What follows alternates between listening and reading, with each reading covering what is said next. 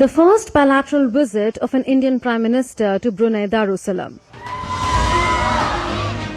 A heartfelt welcome by the Indian community.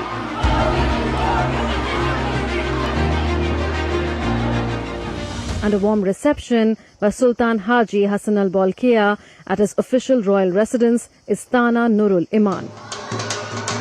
The visit of India's Prime Minister Narendra Modi was marked by such defining images in a landmark year for India-Brunei ties, as both sides celebrate the 40th anniversary of their diplomatic ties. While day one of PM Modi's visit to Brunei Darussalam was high on emotion and adulation showered by the Indian community on their leader and reciprocation by the Prime Minister, day two was about personal chemistry between the leadership of both the countries and hard diplomacy. हम अपने राजनीतिक संबंधों की 40वीं सालगिरह मना रहे हैं। इस अवसर पर हमने निर्णय लिया है कि अपने संबंधों को एनहांस पार्टनरशिप का दर्जा देंगे। हमारी साझेदारी को स्ट्रैटेजिक दिशा देने के लिए हमने सभी पहलुओं पर व्यापक चर्चा की। हम आर्थिक, वैज्ञानिक और रणनीतिक क्षेत्रों में अपने सहयोग को मजबूत करने के लिए प्रतिबद्ध है। Bilateral ties were elevated to enhanced partnership. An MOU on space cooperation was signed and exchanged.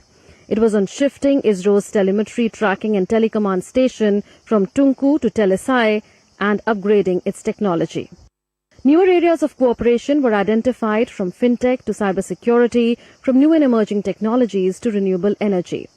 Both sides agreed that there should be a policy of development and not expansionism in Southeast Asia.